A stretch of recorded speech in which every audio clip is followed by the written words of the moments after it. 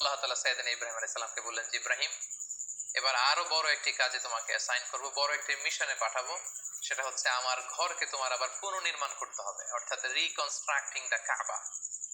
কারণ আমরা জানি কাবা প্রথম নির্মাণ করেছিল ফেরেশতারা, তারপর করেছিল আদম আলাইহিস সালাম, তারপর করেছিল নূহ আলাইহিস সালাম। কিন্তু নূহ আলাইহিস সালামের মহাপ্লাবনে কাবা ধ্বংস হয়ে গিয়েছিল। সেটাকে আবার পুনর্নির্মাণের জন্য আল্লাহ তাআলা সাইয়েদনা ইব্রাহিম আলাইহিস সালামকে বললেন আবার মাইগ্রেট করো ফ্রম প্যালেস্টাইন টু মক্কা। আমরা যদি সাইয়েদনা ইব্রাহিম আলাইহিস সালামের জীবনী দেখি, কতবার যে তিনি মক্কা থেকে ফিলিস্তিনে এসেছেন, আবার ফিলিস্তিন থেকে 1200 কিলোমিটার পথ পাড়ি দিয়ে তিনি মক্কায় গিয়েছেন, তার কোনো ইয়ত্তা নেই। তিনি কাবা নির্মাণের জন্য গেলেন এবং সন্তান ইসমাইলকে নিয়ে কাবা নির্মাণ করলেন। আল্লাহ তাআলা বলেন ওয়াইদ বাওয়ানা লিইব্রাহিমা মাকানাল বাইত, আমি ইব্রাহিমকে I pointed out for Ibrahim the site of the house, কাবা ঘরের সাইটটা আমি দেখিয়ে দিলাম। এটা কতটুকু উঁচু হবে, কতটুকু দৈর্ঘ্য হবে, কতটুকু প্রস্থ হবে, তার সবটুকু আমি ইব্রাহিমকে বুঝিয়ে দিলাম। সাইয়েদনা ইব্রাহিম আলাইহিস সালাম সাইয়েদনা ইসমাইল আলাইহিস সালামকে নিয়ে কাবা নির্মাণ শুরু করলেন। ছোট্ট ছেলে ইসমাইল পাথর কেটে এনে বাবার কাছে দেয়। বাবা ইব্রাহিম আলাইহিস সালাম রাজমিস্ত্রির ভূমিকায় অবতীর্ণ হলেন। তিনি নিজ হাতে আল্লাহ তাআলার ঘর কাবা তিনি নির্মাণ করতে শুরু করলেন। বাপ ছেলে দুজনই পড়তে আরম্ভ করলেন রব্বানা তাকাব্বাল মিন্না ইন্নাকা আনতাস সামিউল আলিম। হে আল্লাহ, আপনি আমাদের পক্ষ থেকে এই এফোর্ট, এই ডেডিকেশনকে, এই কাজকে আপনি কবুল করে নেবেন। এবং আল্লাহ তাআলা বললেন যে ওয়াইদ জাআলনাল বাইতা মাসাবাতান লিন-নাসি ওয়া আমনা, আমি এই কাবা ঘরকে, ইব্রাহিম ইসমাইলের পদধূলি ধন্য এই কাবা ঘরকে গোটা বিশ্বের মানুষের মিলন কেন্দ্র বানালাম। যেটা আমরা হজ উমরার সময় দেখি, more than 2 million Muslims they gather together in Kaaba. কাবার চারিপাশে প্রায় 20 লক্ষেরও বেশি মানুষ একসাথে হজের সময় তারা সালাত আদায় করে। গোটা বিশ্ব থেকে প্রতিদিন উমরার জন্য মানুষ কিন্তু সেখানে যাচ্ছে, অর্থাৎ মানুষের একটা মিলন কেন্দ্র আল্লাহ তাআলা সেই এলাকাটিকে বানিয়েছিলেন, কিন্তু যেটা একটা সময় ছিল অনুর্বর, জনমানব শূন্য একটি এলাকা। এবং আল্লাহ তাআলা আমাদেরকে আদেশ করলেন ওয়াত্তাখিযু মিন মাকামি ইব্রাহিমা মুসাল্লা, তোমরা ইব্রাহিমের দাঁড়ানোর জায়গাকে সালাতের জায়গা বানাও।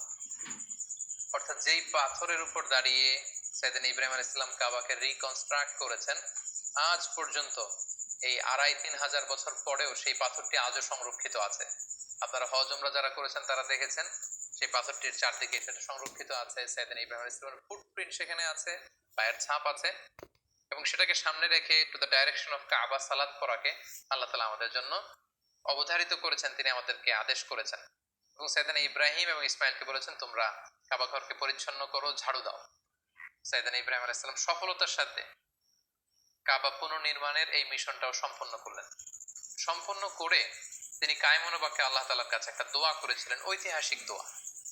তিনি বলেছিলেন রব্বানা ওয়াবআথ ফীহিম রাসূলান, হে আল্লাহ, এই মক্কায় আপনি একজন রাসূল পাঠাবেন, ইয়াতলু আলাইহিম আয়াতিক, যে আপনার আয়াত তেলাওয়াত করবে, ওয়া ইউআল্লিমুহুমুল কিতাবা ওয়াল হিকমা, এবং এই এলাকাবাসীদেরকে তিনি আপনার কিতাব শিক্ষা দিবে, সুন্নাহ শিক্ষা দিবে, ওয়া ইউযাক্কিহিম, তাদেরকে পরিচ্ছন্ন করবে, ইন্নাকা আনতাল আজিজুল হাকিম, আপনি মহাপরাক্রমশালী, আপনি প্রজ্ঞাময়। এই বরকতপূর্ণ দোয়ার বদৌলতে বেসিক্যালি আল্লাহ তাআলা আখিরি জামানার পয়গম্বর বিশ্বনবী মুহাম্মদ রাসূলুল্লাহ সাল্লাল্লাহু আলাইহি সাল্লামকে প্রায় 2500 বছর পরে মক্কায় শেষ নবীর আগমন ঘটে। এবং আল্লাহ রাসূল সাল্লাল্লাহু আলাইহি সাল্লাম তিনি বলতেন আনা দাওয়াতু আবি ইব্রাহিম, আমি হচ্ছে আমার বাবা ইব্রাহিমের দোয়ার ফসল। ওনার দোয়ার বদৌলতেই আল্লাহ তাআলা আমাকে এই পৃথিবীতে শেষ নবী করে পাঠিয়েছেন। একেবারে শেষ পর্যায়ে আল্লাহ তাআলা ইব্রাহিমকে বললেন যে ইব্রাহিম, তুমি মক্কা ছেড়ে যাওয়ার আগে মক্কাতে একটি ঘোষণা দাও, ঐতিহাসিক ঘোষণা, বিগ অ্যানাউন্সমেন্ট। সেটা কিসের ঘোষণা? সেটা হচ্ছে হজের ঘোষণা। কিভাবে হজ শুরু হলো, তুমি হজের ঘোষণা দাও। সাইয়েদনা ইব্রাহিম আলাইহিস সালাম বলেন আল্লাহ, এখানে কোনো মানুষ নেই, কোনো জনপদ নেই, কেউ নেই, আমি কার কাছে হজের ঘোষণা দেব? আল্লাহ তাআলা বললেন তুমি শুধু ঘোষণাটা দাও, গোটা বিশ্বের মানুষের কানে এই ঘোষণা পৌঁছে দেওয়ার দায়িত্ব আমি আল্লাহ নিজে নিয়ে নিলাম। সুবহানাল্লাহি ওয়া বিহামদিহি। আল্লাহ তাআলা বলছেন ওয়াআযিন ফিন নাসি বিল হজ্জ ইয়াতুকা রিজালা ওয়া আলা কুল্লি দামিরি ইয়াতিনা মিন কুল্লি ফাজ্জিন আমিক। ইব্রাহিম, তুমি ঘোষণা দাও, তোমার এই ঘোষণার বদৌলতে দেখবে আগামী বছর থেকে গোটা বিশ্ব থেকে মানুষ আসতে শুরু করবে। এবং সাইয়েদনা ইব্রাহিম আলাইহিস সালাম সাফা পাহাড়ের উপরে উঠলেন, কোন বর্ণনায় জাবালে আবু কুবাইসের উপরে উঠলেন, উঠে ঘোষণা দিলেন আইয়ুহান নাস ইন্না রাব্বাকুম ক্বাদ ইত্তাখাযা বাইতান ফাহাজ্জু, হে গোটা বিশ্বের মানুষ, আল্লাহ তাআলা একটি পবিত্র ঘর নির্মাণ করেছেন আমার মাধ্যমে, তোমরা এই ঘরে হজ পালনের জন্য আসো।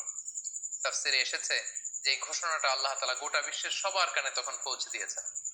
এমনকি আমরা যখন তখন ছিলাম না এই পৃথিবীতে, আমরা রুহের জগতে ছিলাম, আমাদের কাছে আল্লাহ তাআলা এই আহ্বানটি পৌঁছিয়েছিলেন এবং রুহের জগতে আমাদের মধ্যে থেকে যারা লাব্বাইক লাব্বাইক বলে এটার আনসার আমরা করার সুযোগ পেয়েছি, তাদেরকে আল্লাহ তাআলা এই পৃথিবীতে কাবা জিয়ারতের এবং হজ পালনের সুযোগ দান করে থাকেন।